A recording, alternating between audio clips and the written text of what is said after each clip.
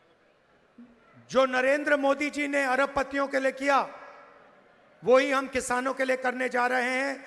किसानों का हम कर्जा माफ करेंगे नेशनल लेवल पर। ನರೇಂದ್ರ ಮೋದಿ ಅವರು ಅವರ ಸ್ನೇಹಕೂಟಕ್ಕೆ ಏನು ಅವರ ಸಾಲ ಮನ್ನಾ ಮಾಡಿದ್ರು ಅದೇ ರೀತಿಯಲ್ಲಿ ಈ ರಾಷ್ಟ್ರದ ಎಲ್ಲ ರೈತರ ಸಾಲ ಮನ್ನಾ ಮಾಡುವಂತದಕ್ಕೆ ನಾವು ಮುಂದಾಗ್ತಾ ಇದ್ದೇವೆ। और किसानों की जो भी बीमा की क्लेम्स होंगी, इंश्योरेंस की क्लेम्स होंगी, उनको हम 30 दिन के अंदर सेटल करवा देंगे। ನಿಮ್ಮ ವಿಮೆಯ ಹಣ ಯಾವುದೇ ಪರಿಸ್ಥಿತಿಯಲ್ಲಿ ಇದ್ದಂತಹ ಸಂದರ್ಭದಲ್ಲಿ 30 ದಿನಗಳ ಒಳಗಾಗಿ ಅದನ್ನು ನಿಮಗೆ ಮಾನ್ಯತೆ ಕೊಡುವಂತಹ ಕೆಲಸ ನಾವು ಮಾಡಕ್ಕೆ ಮುಂದಾಗ್ತಾ ಇದ್ದೇವೆ। आज कर्नाटक में महिलाओं को 2000 रुपए हर महीना मिलता है। ಇವತ್ತು ಕರ್ನಾಟಕದಲ್ಲಿ ಗೃಹಲಕ್ಷ್ಮಿ ಯೋಜನೆ ಅಡಿಯಲ್ಲಿ ಪ್ರತಿ ತಿಂಗಳು 2000 ಕೊಡುವಂತ ಯೋಜನೆ ಜಾರಿಯಲ್ಲಿದೆ। साल के 24,000 रुपए आपको मिलते हैं। ವರ್ಷದ 24,000 ರೂಪಾಯಿ ಆಗುತ್ತೆ। महिलाएं देश के भविष्य की देखभाल करती हैं, नेक्स्ट जनरेशन की देखभाल करती हैं। ಮಹಿಳೆಯರು ಈ ರಾಷ್ಟ್ರದ ಸೇವಕರಾಗಿ ಮುಂದಿನ ಪೀಳಿಗೆಯ ಒಂದು ಪೋಷಣೆ ಮಾಡುವಂತವರಾಗಿದ್ದಾರೆ। और अगर पुरुष 8 घंटे काम करता है तो महिला 16 घंटे काम करती है। ಪುರುಷರು 8 ಗಂಟೆ ಸೇವೆ ಸಲ್ಲಿಸಿದಾಗ ಕೆಲಸ ಮಾಡುವಂತವರಾದ್ರೆ ನಮ್ಮ ಮಹಿಳೆಯರು ದಿನದ 16 ಗಂಟೆ ಕನಿಷ್ಠ 16 ಗಂಟೆ ಸೇವೆ ಮಾಡ್ತಾರೆ। इसीलिए हिंदुस्तान के हर गरीब परिवार में एक महिला को कांग्रेस पार्टी और इंडिया गठबंधन की सरकार साल के 1 लाख रुपए सीधा बैंक अकाउंट में डाल के देने वाली है। ಈ ಕಾರಣಕ್ಕಾಗಿಯೇ ನಾವು ಇಂಡಿಯಾ ಏನು ಒಂದು ಒಕ್ಕೂಟದಿಂದ ನಾವು ಅಧಿಕಾರಕ್ಕೆ ಬಂದಂತಹ ಸಂದರ್ಭದಲ್ಲಿ ಮಹಿಳೆಯರಿಗೆ ವಿಶೇಷವಾಗಿ 1 ವರ್ಷಕ್ಕೆ 1 ಲಕ್ಷ ರೂಪಾಯಿ ನಾವು ಘೋಷಣೆ ಮಾಡ್ತಾ ಇದ್ದೇವೆ। आज आपको यहां 24,000 रुपए मिलता है। चुनाव के एकदम बाद हमारी सरकार बनेगी और आपको 1,24,000 रुपए मिलने वाला है। ಇದು ಇವತ್ತು ಕರ್ನಾಟಕದಲ್ಲಿ ಮಹಿಳೆಯರಿಗೆ ಗೃಹಲಕ್ಷ್ಮಿ ಯೋಜನೆಯಲ್ಲಿ 2,000 ಅಂತೆ 24,000 ಸಿಗ್ತಾ ಇದೆ। ಮುಂದೆ ಚುನಾವಣೆಯ ನಂತರ ನಮ್ಮ ಸರ್ಕಾರ ಬಂದಿದ್ದಾದ್ರೆ 1,24,000 ಹಿರಿಯ ಮಹಿಳೆಗೆ ಸಿಕ್ಕಬೇಕು। दिल्ली की सरकार हर महीने गरीब महिलाओं के बैंक अकाउंट में 8,500 रुपए डालेगी। ಕೇಂದ್ರ ಸರ್ಕಾರ ಬಂದಿದ್ದಲ್ಲಿ ಪ್ರತಿ ತಿಂಗಳು ಮಹಿಳೆಯರ ಖಾತೆಗೆ 8,500 ನೇರವಾಗಿ ಜಮಾ ಮಾಡುವಂತ ಯೋಜನೆ ನಾವು ತರ್ತೇವೆ। और कर्नाटक की सरकार 2,000 रुपए। ಅದರ ಜೊತೆಗೆ ಕರ್ನಾಟಕ ಸರ್ಕಾರದ 2,000 ರೂಪಾಯಿ ಅದು ಮುಂದುವರಿಯುತ್ತೆ। सबसे गरीब परिवारों के बैंक अकाउंट में हर महीने 10,500 रुपए ठकाठक जाएगा। ಪ್ರತಿ ಬಡ ಕುಟುಂಬದ ಮಹಿಳೆಯರ ಹೆಸರಿಗೆ 8,500 ಕೇಂದ್ರದ್ದು, 2,000 ರಾಜ್ಯ ಸರ್ಕಾರದ್ದು, 10,500 ಪ್ರತಿ ತಿಂಗಳು ಯಾವುದೇ ಕಾರಣಕ್ಕೂ ತಪ್ಪದೆ ನಿಮಗೆ करोड़ों परिवारों की जिंदगी बदल जाएगी। करोड़ों परिवारों की जिंदगी बदल जाएगी। ಕೋಟ್ಯಾಂತರ ಜನರ ಜೀವನದಲ್ಲಿ ಬದಲಾವಣೆಯನ್ನು ಕಾಣುವಂಥದ್ದು ಸಾಧ್ಯ ಆಗುತ್ತೆ। क्रांतिकारी काम है। ಇದು ಒಂದು ಕ್ರಾಂತಿಕಾರಿಯಾದಂಥ ಹೆಜ್ಜೆ। मगर कांग्रेस पार्टी वहां नहीं रुकी। कांग्रेस पार्टी वहां नहीं रुकी। ಯಾವುದೇ ಕಾರಣಕ್ಕೂ ಕಾಂಗ್ರೆಸ್ ಪಾರ್ಟಿ ಅಲ್ಲಿಗೆ ಮಾತ್ರ ಸೀಮಿತ ಆಗಲ್ಲ। एक महिला को साल के 1 लाख रुपए। अब आप पूछोगे बेरोजगार युवाओं का क्या होगा? ಮಹಿಳೆಯರಿಗೆ 1 ಲಕ್ಷ ಕೊಡುವಂಥದ್ದು ನಾವು ಹೇಳಿದ್ದೇವೆ। ಆದರೆ ನಿಮ್ಮ ಪ್ರಶ್ನೆ, ನಮ್ಮ ಯುವಕರಿಗೆ ನಿಮ್ಮ ಬೇಡಿಕೆ, ನಿಮ್ಮ ಕಾರ್ಯಕ್ರಮಗಳು ಏನು ಅಂತ। मैं आज कर्नाटका के बेरोजगार युवाओं को बताने आया हूं। ನಿರೋಗಿ ಯುವಕರಿಗೆ ಇವತ್ತು ನಾನು ಈ ಸಂದೇಶ ಕೊಡೋಕೆ ಬಂದಿದ್ದೇನೆ। कांग्रेस पार्टी आपके लिए क्या करने जा रही है? ऐतिहासिक क्रांतिकारी काम करने जा रही है। ಒಂದು ಐತಿಹಾಸಿಕವಾದಂಥ ಕಾರ್ಯಕ್ರಮವನ್ನು ನಿಮ್ಮ ಮುಂದೆ ನಾನು ತಂದಿದ್ದೇನೆ। शायद जो आप अपने सपने में भी नहीं देख सकते थे। ನಾವು ನಮ್ಮ ಕನಸು ಮನಸ್ಸಲ್ಲೂ ಆಲೋಚನೆ ಮಾಡದೇ ಇರುವಂತ योजना का नाम पहली नौकरी पक्की। ಯಾರು ಪದವಿಯನ್ನು ಮುಗಿಸಿರ್ತಾರೆ ನಿಮಗೆ ಕೆಲಸ ನಿಶ್ಚಿತವಾಗಿ ಕೊಡುವಂತಹ ಯೋಜನೆ. पहली नौकरी पक्की मतलब जो भी बेरोजगार युवा हैं उनको हम पहली नौकरी का अधिकार देने जा रहे हैं. ಯಾರು ನಿರುದ್ಯೋಗ ಯುವಕರು ಯುವತಿಯರು ಇದ್ದಾರೆ ಅವರು ಪದವಿ ಮಾಡಿದ ಕೂಡಲೇ ಅವರಿಗೆ ಮೊದಲನೇ ಕೆಲಸವನ್ನು ಕೊಡುವಂತಹ ಯೋಜನೆ ನಾವು ಜಾರಿ ಮಾಡಲಿದ್ದೇವೆ. आप आज अपने आप से पूछो, अगर आप कर्नाटक में युवा हो, आप अपने आप से एक सवाल पूछो. अगर आपके पास डिप्लोमा है, अगर आप ग्रेजुएट हो, यूनिवर्सिटी के कॉलेज के ग्रेजुएट हो, तो कांग्रेस पार्टी की सरकार आपको एक अधिकार देने जा रही है. ನನ್ನ ಯುವಕ ಯುವತಿಯರೇ, ನೀವು ನಿಮ್ಮ ಪದವಿ ಅಥವಾ ಡಿಪ್ಲೊಮಾ ಮುಗಿಸಿದ ಮೇಲೆ ನೀವು ಆಲೋಚನೆ ಮಾಡಿ. ಒಬ್ಬ ಯುವಕ ಡಿಪ್ಲೊಮಾ ಮಾಡಿ ಅಥವಾ ಡಿಗ್ರಿಯನ್ನು ಮುಗಿಸಿದ ಮೇಲೆ ಅವನ ಮುಂದೆ ಇರುವಂಥ ಭವಿಷ್ಯ ಏನು ಅಂತ ಆಲೋಚನೆ ಮಾಡಿ. अमीर घर के बच्चे नौकरी करने से पहले अप्रेंटिसशिप करते हैं, बड़ी बड़ी कंपनियों में जाते हैं, पब्लिक सेक्टर में जाते हैं, सरकारी ऑफिसेज में जाते हैं. ಈ उनको ರಾಜ್ಯ उनको उनको 6 महीने की 1 साल की नौकरी मिलती है, पेड नौकरी होती है, उसमें उनकी ट्रेनिंग होती है. ये हक आज तक हिंदुस्तान के गरीब युवाओं को नहीं मिला. ಶ್ರೀಮಂತರ ಮಕ್ಕಳು ಅವರ ಶಿಫಾರಸು ಮೂಲಕ ಅನೇಕ ಕಾರ್ಖಾನೆಗಳಲ್ಲಾಗಲಿ ಅಥವಾ ಪಬ್ಲಿಕ್ ಸೆಕ್ಟರಲ್ಲಾಗಲಿ ಅಥವಾ ಸರ್ಕಾರಿ ಸಂಸ್ಥೆಗಳಲ್ಲಾಗಲಿ ಅವರು ಅಪ್ರೆಂಟಿಸ್ಶಿಪ್ ಮಾಡಿ ಅವ್ರಿಗೆ ತಿಂಗಳಿಗೆ ಸಂಭಾವನೆ ಬರುವಂಥ ಯೋಜನೆ ನಾವು ಕೊಡಕ್ಕೆ ಸಾಧ್ಯ. ಆದರೆ ಯಾವುದೇ ಸರ್ಕಾರ ಕಡು ಬಡವರ ಮಕ್ಕಳು ವಿದ್ಯಾವಂತರ ಆದ್ರೂ ಅವ್ರಿಗೆ ಈ ಯೋಜನೆ ದಕ್ತಾ ಇರಲಿಲ್ಲ. ಈ ನ್ಯಾಯವನ್ನು ಕಾಂಗ್ರೆಸ್ ಪಾರ್ಟಿ ಮಾಡೋಕ್ಕೆ ಮುಂದಾಗ್ತಾ ಇದೆ. कांग्रेस पार्टी हिंदुस्तान के हर बेरोजगार युवा को 1 साल की अप्रेंटिसशिप का अधिकार देगी.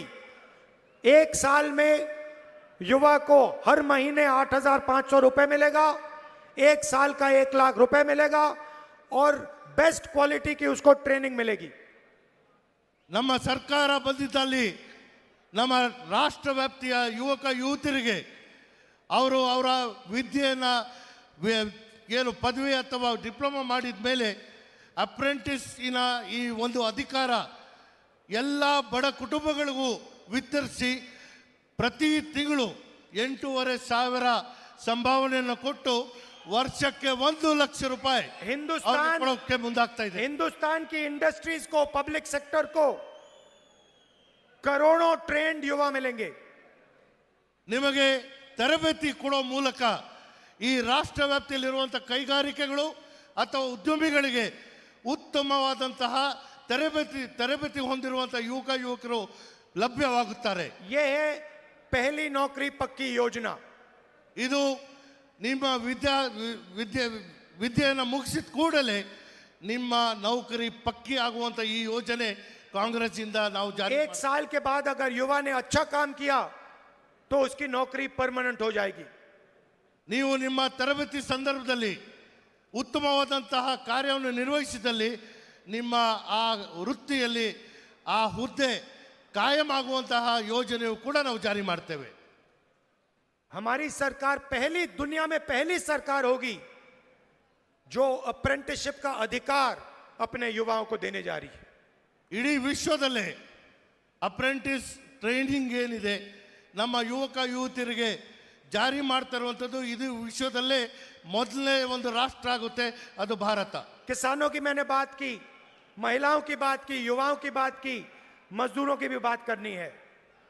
ರೈತರ ವಿಚಾರ ಮಾತಾಡಿದ್ದೇವೆ, ಮಹಿಳೆಯರ ವಿಚಾರ ಮಾತಾಡಿದ್ದೇವೆ, ಯುವಕ ಯುವತಿಯರ ವಿಚಾರ ಮಾತಾಡಿದ್ದೇವೆ. ಈಗ ನಾನು ಕಾರ್ಮಿಕ ವಿಚಾರ ಮಾತಾಡುತ್ತೇನೆ. हिंदुस्तान में हम 400 रुपए की मिनिमम वेज लगाने जा रहे हैं. ನರೇಗಾದಲ್ಲಿ 400 ರೂಪಾಯಿ ಪ್ರತಿದಿನ ಕೂಲಿಯನ್ನು ನಾವು ನಿಗದಿ ಮಾಡಕ್ಕೆ ಹೋಗ್ತಾ ಇದ್ದೇವೆ. मनरेगा पहले गांव में होता था, हम मनरेगा शहर में भी चलाएंगे. ನರೇಗಾ ಯೋಜನೆ ಕೇವಲ ಗ್ರಾಮೀಣ ಭಾಗಕ್ಕೆ ಮಾತ್ರ ಸೀಮಿತ ಇತ್ತು, ಅದನ್ನು ಈಗ ನಗರ ಪ್ರದೇಶಕ್ಕೂ ನಾವು ಜಾರಿ ಮಾಡಲಿದ್ದೇವೆ. और जो आशा और आंगनवाड़ी की महिलाएं हैं उनकी हम आमदनी दुगनी करने जा रहे हैं. ಆಶಾ ಮತ್ತು ಅಂಗನವಾಡಿ ಕಾರ್ಯಕರ್ತರಿಗೆ ಅವರ ಬದುಕನ್ನು ಹಸನು ಮಾಡುವಂಥದ್ದಕ್ಕೆ ಅವರ ಸಂಭಾವನೆಯನ್ನು ದುಗ್ನ ಮಾಡುವಂಥ ಕೆಲಸ ನಾವು ಮಾಡಕ್ಕೆ ಮುಂದಾಗ್ತಾ ಇದ್ದೇವೆ. सरकार में और पब्लिक सेक्टर यूनिट में लाखों लोग कॉन्ट्रैक्ट बेसिस पे काम करते हैं. ಇದು ಸರ್ಕಾರದ ರಾಷ್ಟ್ರ ಮಟ್ಟದಲ್ಲಿ ಅಥವಾ ರಾಜ್ಯ ಮಟ್ಟದಲ್ಲಿ ಲಕ್ಷಾಂತರ ಯುವಕರು ಗುತ್ತಿಗೆ ಆಧಾರದ ಮೇಲೆ ನೌಕರಿಯನ್ನು ಮಾಡ್ತಾ ಇದ್ದಾರೆ. उनकी कोई जॉब सिक्योरिटी नहीं होती, उनको कभी भी नौकरी से निकाला जा सकता है. ಅವರ ನೌಕರಿ ಯಾವುದೇ ಕಾರಣಕ್ಕೂ ಕಾಯಂ ಆಗಕ್ಕೆ ಸಾಧ್ಯ ಇಲ್ಲ. ಯಾವಾಗ ಬೇಕಾದರೂ ಅವ್ರಿಗೆ ಆ ನೌಕರಿಯಿಂದ ತೆಗೆದಾಕುವಂತಹ ಅವಕಾಶಗಳು ಹೆಚ್ಚಾಗುತ್ತೆ. ये जो कॉन्ट्रैक्ट लेबर है, ठेकेदारी प्रथा है, इसको हम सरकार में और पब्लिक सेक्टर कंपनीज में खत्म करने जा रहे हैं. ಇದು ಗುತ್ತಿಗೆ ನೌಕರಿ ಮಾಡುವಂತಹ ಪದ್ಧತಿಯನ್ನ ಸರ್ಕಾರಿ ಅರೆ ಸರ್ಕಾರಿ ಸಂಸ್ಥೆಗಳಲ್ಲಿ ಸಂಪೂರ್ಣವಾಗಿ ನಾವು ನಿಷೇಧ ಮಾಡುವಂಥದ್ದಕ್ಕೆ ಮುಂದಾಗುತ್ತೇವೆ. अगर सरकार में पब्लिक सेक्टर में किसी को नौकरी मिलेगी, चाहे वो कोई भी हो, किसी भी जात का हो, गरीब हो, उसे परमानेंट नौकरी मिलेगी. ಸರ್ಕಾರ ಮತ್ತು ಅರೆ ಸರ್ಕಾರಿ ನೌಕರಿಯಲ್ಲಿ ಗುತ್ತಿಗೆ ಪದ್ಧತಿಯನ್ನು ರದ್ದು ಮಾಡಿ ಯಾವುದೇ ಯುವಕ ಯುವತಿ ನೌಕರಿಗೆ ಸೇರಿದಂತಹ ಸಂದರ್ಭದಲ್ಲಿ ಜಾಬ್ ಸೆಕ್ಯೂರಿಟಿ ಹೊಂದಿಗೆ ಅವರ ನೌಕರಿಯನ್ನು ಕಾಯಂ ಮಾಡುವಂಥ ಕೆಲಸ ನಾವು ಮಾಡಕ್ಕೆ ಮುಂದೆ. जॉब सिक्योरिटी होगी और रिस्पेक्ट होगी. बिना रिस्पेक्ट, बिना जॉब सिक्योरिटी हम उसे नहीं जीने देंगे. हम उसको 100% रिस्पेक्ट और जॉब सिक्योरिटी देंगे. ನಿಮ್ಮ ನೌಕರಿ ಮಾಡುವಂಥ ಸ್ಥಳದಲ್ಲಿ ಗೌರವ ಮತ್ತು ನಿಮ್ಮ ನೌಕರಿಯನ್ನು ಕಾಯಂ ಮಾಡುವ ಮೂಲಕ ನಿಮಗೆ ಗೌರವದಿಂದ ನಡೆಸಿಕೊಳ್ಳುವಂಥ ಕೆಲಸ ಮಾಡುತ್ತೇವೆ. आपने कुछ दिन पहले नरेंद्र मोदी जी का इंटरव्यू देखा होगा. ಕೆಲವು ದಿನಗಳ ಹಿಂದೆ ತಾವೆಲ್ಲರೂ ನರೇಂದ್ರ ಮೋದಿ ಅವರ ಸಂಭಾಷಣೆಯನ್ನು ಕೇಳಿರಬಹುದು. उस इंटरव्यू में उन्होंने इलेक्टोरल बॉन्ड्स के बारे में चर्चा की. ತಾವು ಆ ಸಂಭಾಷಣೆಯಲ್ಲಿ ಚುನಾವಣಾ ಬಾಂಡ್ಗಳ ವಿಚಾರದಲ್ಲಿ ಕೇಳಿರಬಹುದು. 1-1.5 घंटे का इंटरव्यू था. उन्होंने इलेक्टोरल बॉन्ड्स की सफाई देने की कोशिश की. ಒಂದೂವರೆ ಗಂಟೆ ಅವರ ಸಂಭಾಷಣೆ ಏನು ಮಾಧ್ಯಮದೊಂದಿಗೆ ಮಾತಾಡಿದ್ದಾರೆ. ಎಲೆಕ್ಷನ್ ಬಾಂಡ್ಸಿನ ಕುರಿತು ಸಮಜಾಯಿಸಿ ಕೊಡುವಂಥ ಪ್ರಯತ್ನ ಅವರು ಮಾಡ್ತಾ ಇದ್ರು. एक काम कीजिए, उस वीडियो को आप देखिए, गूगल पे जाइए, उनका इंटरव्यू देखिए, और जब वो इलेक्टोरल बॉन्ड्स की बात करते हैं तो उनके हाथ कांप रहे हैं. ತಾವೊಂದು ಕೆಲಸ ಮಾಡಿ, ಗೂಗಲ್ನಲ್ಲಿ ಅದು ಆ ಸಂಭಾಷಣೆ ಲಭ್ಯವಿದೆ, ನೀವೆಲ್ಲರೂ ಅದನ್ನು ನೋಡಿ. ಎಲೆಕ್ಷನ್ ಬಾಂಡ್ ವಿಚಾರ ಅವರು ಮಾತಾಡುವಂಥ ಸಂದರ್ಭದಲ್ಲಿ ಅವರ ಕೈ ನಡುಕ್ತಾ ಇದ್ದಂಥದ್ದು ತಾವೆಲ್ಲರೂ ನೋಡಬಹುದು. क्योंकि इलेक्टोरल बॉन्ड्स हिंदुस्तान का सबसे बड़ा भ्रष्टाचार है.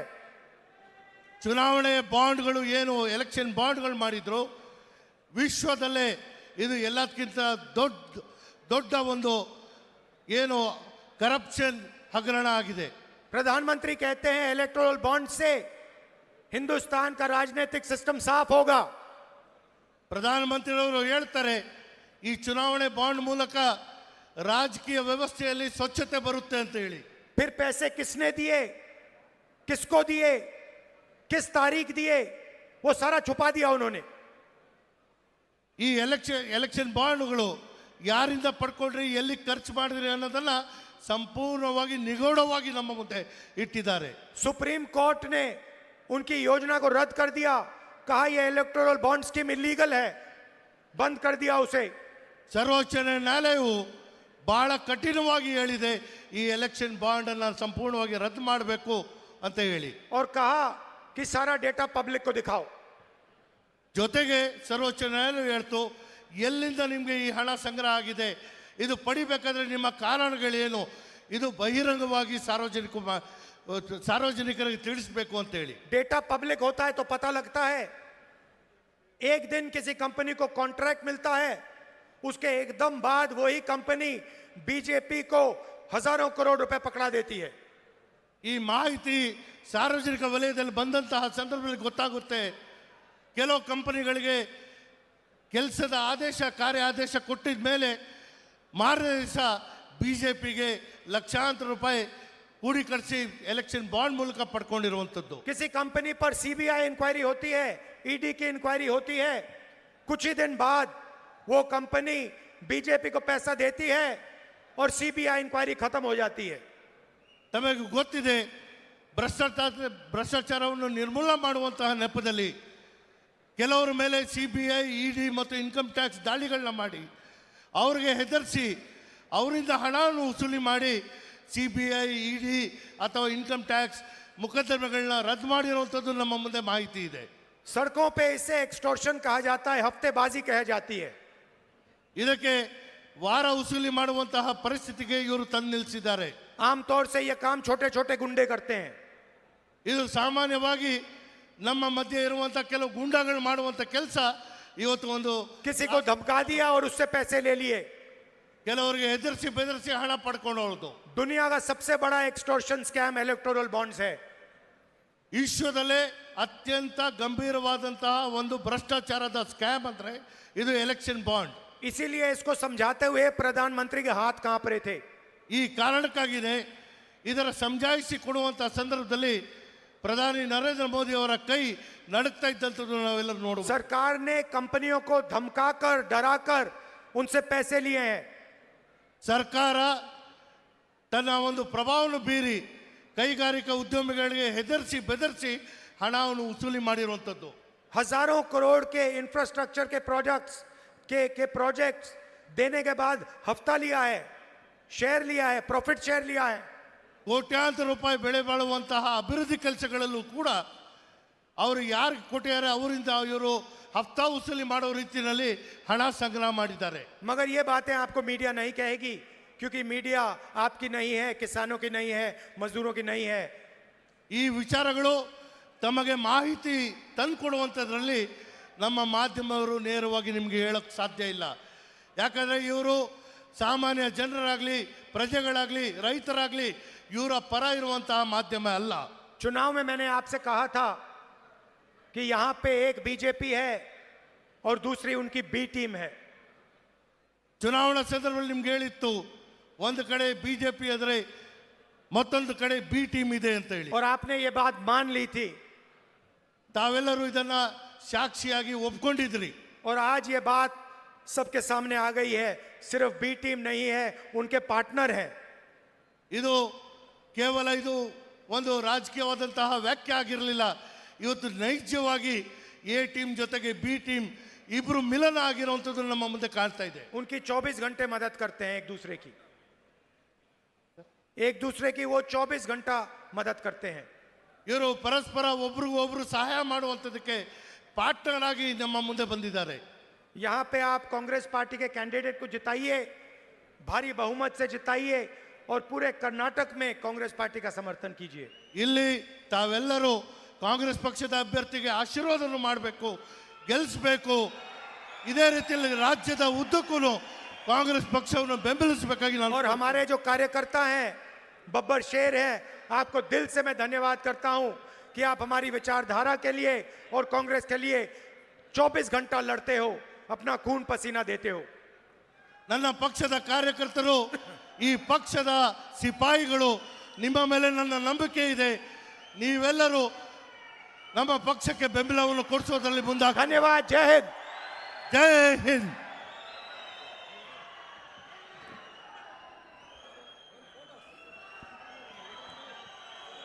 ಕ್ರಮ ಸಂಖ್ಯೆ 2, ಏಪ್ರಿಲ್ 26ನೇ ತಾರೀಕು ನಿಮ್ಮ ಮತವನ್ನ ಹಸ್ತದ ಗುರುತಿಗೆ ನೀಡಿ ಶ್ರೀ ವೆಂಕಟರಮಣೇಗೌಡರನ್ನ, ಮಂಡ್ಯದ ಸ್ಟಾರ್ ಶ್ರೀ ವೆಂಕಟರಮಣೇಗೌಡರನ್ನ ಸಂಸತ್ತಿನ ಸ್ಟಾರ್ ಆಗಿ ಹೊಳಿಸುವಂತಹ ಸದಾವಕಾಶ ನಿಮ್ಮೆಲ್ಲರಿಗೂ